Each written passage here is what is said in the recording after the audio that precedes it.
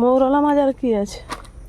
এই দেখুন মূল্য আছে, ওইটাই তবে দিয়ে দাও। কত করে বাবু? 90 টাকা পোয়া। 100 টাকা বলতে ওই যে ওরা নিয়েছিল, 100 টাকা না 90 করে দিয়েছি। 90 টাকা পোয়া? হ্যাঁ, মূল্য মাছ ভালো। সেবারের গুলো একটু ভালো ছিল, হ্যাঁ সেগুলো আরো বড় বড় ছিল, এবারের গুলো অতটা বড় নয় কিন্তু ভালো। ওইটা কি বাটা? মৃগেল না, সেটা হোক। ওইটা আমাকে তবে দিয়ে দাও 500 নিয়ে নাকি না 300? কি 500? ওই মৌরলাটা। হ্যাঁ, যেটা বাবু দরকার আপনি নেন, আমি জোরে দেবো পরিষ্কার করে। হ্যাঁ আচ্ছা,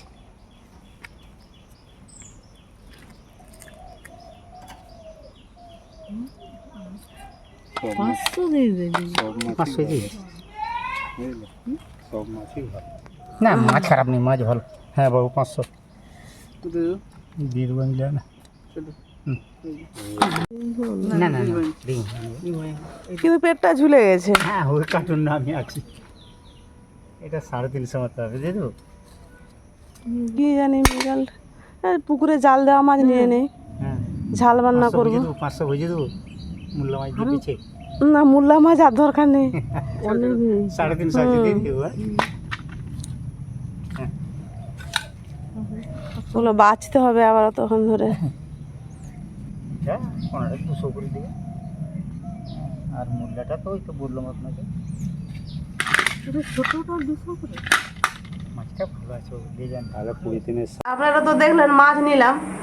আমাদের ওই পাশের গ্রামে জাল দেওয়া হয়েছিল, জেলে এসেছিল জেলে দাদা, তার কাছ থেকে এই মৌরলা মাছগুলো নিলাম। দেখছেন কি সুন্দর মৌরলা আছে, আর চিংড়ি আছে। চিংড়ি কম আছে 2-1টা, কিন্তু মৌরলা মাছটা কত সুন্দর। আর এই মৃগেল মাছটা নিলাম, এটা 350 আছে।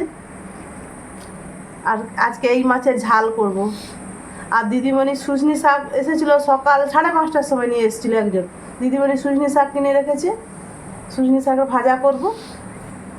আর কি চাই, এরকম টাটকা টাটকা মাছ, টাটকা টাটকা সুজনি শাকের ভাজা হলে আর কিছুই লাগবে না।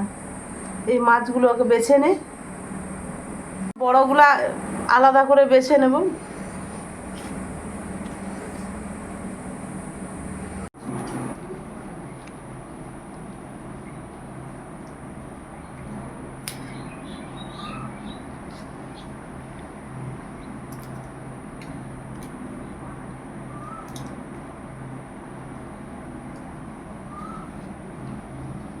টপ করে রেখে দিলাম কিছুটা।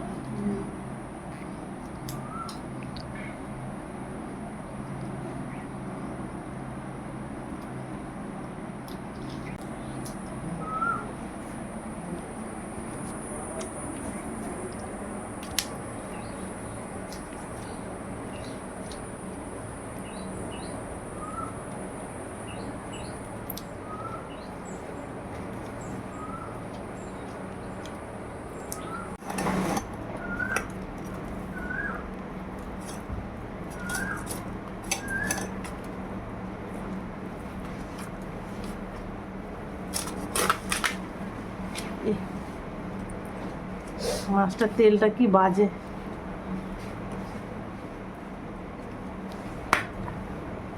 এ পুকুরের মাছ তো,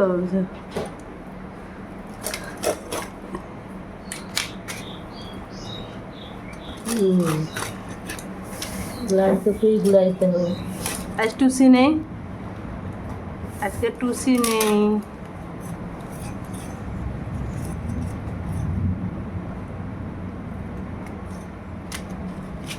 টুসি কিন্তু ছেলেরা তো উঠে সব দিদি কাছাকাছি করে মেলে দিচ্ছে,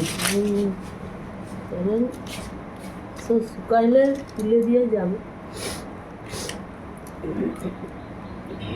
ঘাটে ফেলে দেবো মাছের ফুলগুলা, ধুইতে গেলে পুকুর ঘাটে ফেলে দিতে হবে। সবগুলোই বাছা হয়ে গেছে, এবার ধুয়ে নিয়ে চলে আসবো, তারপরে এসে সুজনি শাক বাছবো। আজ এবার শর্টকাট তরকারি, মাছের ঝাল রান্না, সুজনি শাকের ভাজা, ডাল। যা লাগবে খেতে এই টাটকা মাছের ঝাল রান্না, একবারে পুকুর থেকে জাল দিয়ে নিয়ে চলে এসছে। যারা যে রেগুলার বাঁধপুরে বাড়ি, আর ওরা আমাদের এখানেকেই আসছে, পাশের গ্রামে মাছ আর নিয়ে যায়নি, এরকম জাল দিতে আসলে এদিকটাতে জেলেরা এরকম আমাদের পাড়ায় ঘুরে ঘুরে পাশাপাশি যেহেতু একটা পাড়া আছে মাছ বিক্রি করে দিয়ে চলে যায়, চুনা মাছ। মাছ বেছে ধুয়ে নুন মাখিয়ে আমি ঠাকুর পূজার জোগাড় করলাম। ঠাকুর পূজার জোগাড় করে ঠাকুর পূজা করে আসতে 1 ঘন্টা সময় লেগে গেছে। দিদিমণি তখন বললো না আমি মাছগুলো ভেজে নেই, না হয় পচে যাবে। যতই টাটকা হোক গরমটা ভীষণ আছে তো, তাই দিদিমণি যে উনানটা ধরিয়ে মাছগুলো ভাজছে। আমি এখনও মুড়ি খাইনি, 2টা মুড়ি খেয়ে নিই।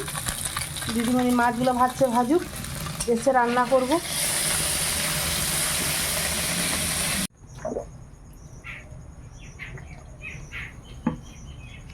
এবার যে বড় মৌরলাগুলো ভেজে নেই, এই বড় মৌরলা মাছ আর ওই যে মৃগেল মাছটা কিনেছিলাম ওইগুলোরই ঝাল রান্না করবো, আর বাকিগুলো ভাবতেছি টক জল দিয়ে দেবো।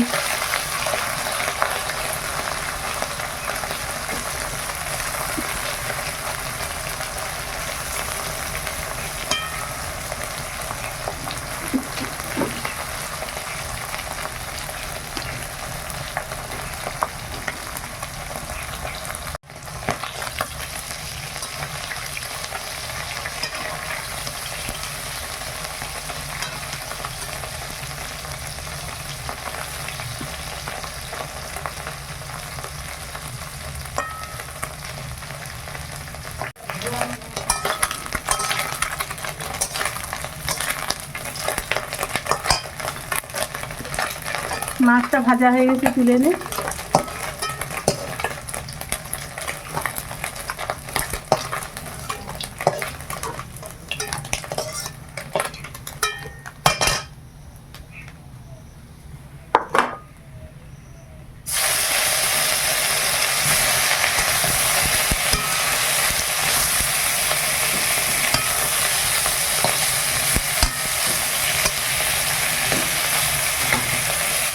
আকাশে মেঘটা কেমন সাজছে, পুরো কালো হয়েছিল, আস্তে আস্তে সাদা হলো। দেখো দিদিমণি, ইস্পাতের মতো কালো।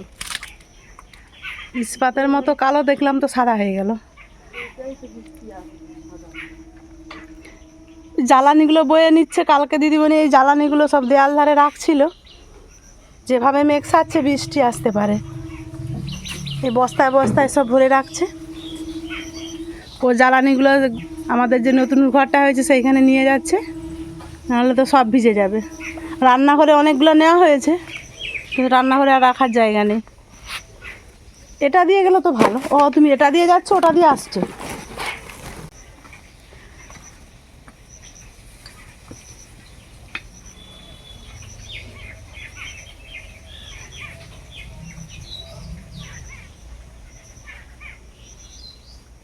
আজ ভাসতে ভাসতে চলে গেছিলাম বাইরের ভিডিও করতে, দিদিমণি আর ও সব জ্বালানিগুলো তুলছে।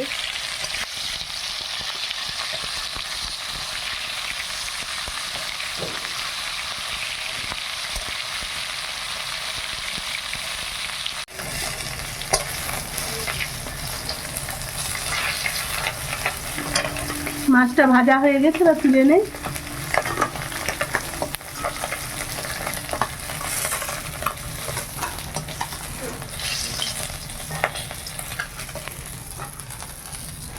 আগে ভাতটা বসিয়ে দিই, মাছটা ভাজা হয়ে থাক, তারপর মাছের ঝাল রান্না করবো। ভাতটা হয়ে গেলে, ভাতের হাঁড়িটা বসিয়েছিলাম, জলটা গরম হয়ে গেছে, এবার চালটা তুলে দিলাম।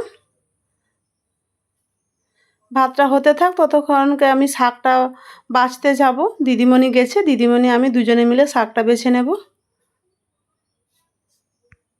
প্রচুর পরিমাণে মেঘ সাজলো, ছুটা দৌড়া করে তো জ্বালানি সব তোলা হলো। দেখুন, এক পশলা বৃষ্টি হলো, ছড়া দেওয়ার মতো ছড়া দিয়ে চলে গেল, আবার রোদ বেরাচ্ছে।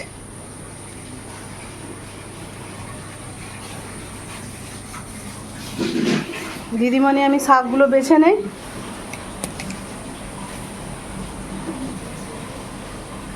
আর শুশনি শাক বাছতে প্রচুর সময় লাগে।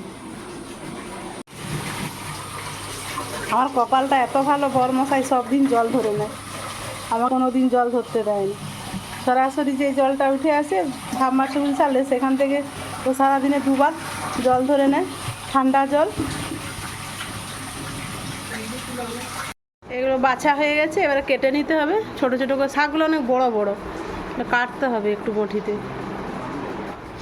চলো দিদিমণি কেটে দাও তা।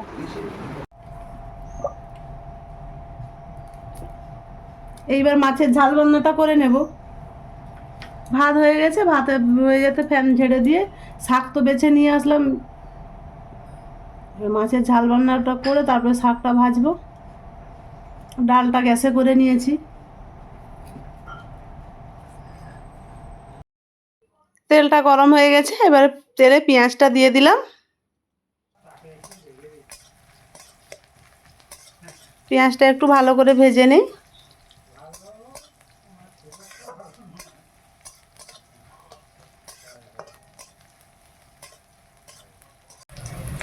পেঁয়াজটা ভাজা হয়ে গেছে, এইবারে সরষা লঙ্কা জিরা বেটে রেখেছিলাম শিলনোড়াতে দিয়ে দিলাম।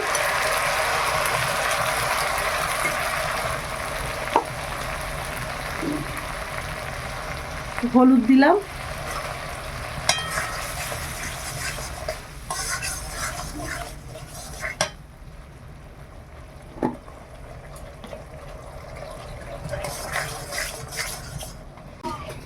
মশলাটা ভালো করে ভাজা হয়ে গেছে, জল দিয়ে দিলাম।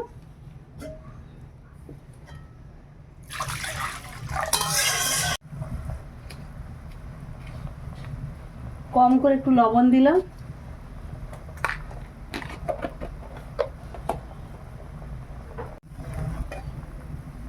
ঝোলটা খুব ভালোভাবে ফুটে গেছে, এবার মাছগুলো দিয়ে দিলাম।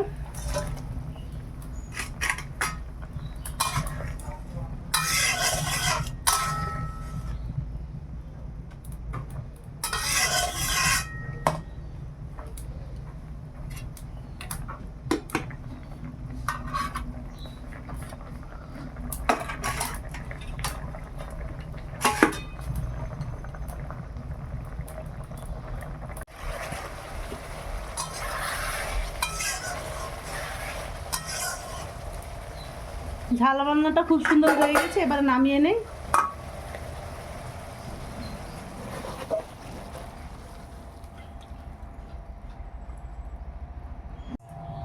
এবার শাকটা ভেজে নেই।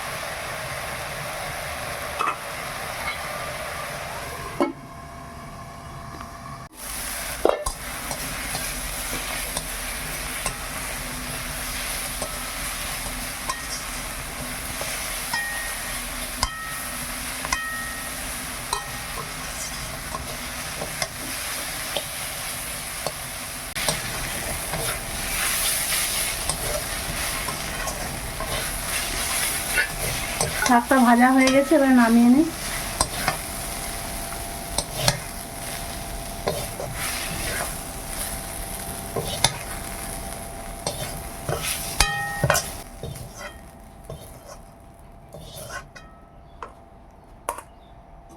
আজকে দুপুরের মেনু রেডি, শাক ভাজা, মাছের ঝাল রান্না আর ডাল। অনেকটাই বেলা হয়ে গেছে, এবারে খেতে বসবো। প্রথমে শাকটা দিয়ে খাই।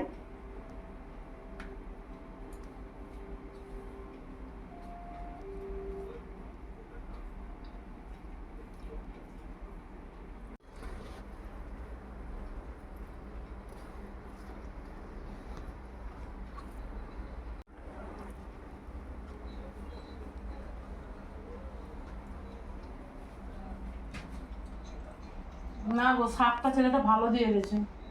ভাবছিলাম বড় বড় পাতা শাকটা ভালো হবে না, কিন্তু শাকটা খুব মিষ্টি।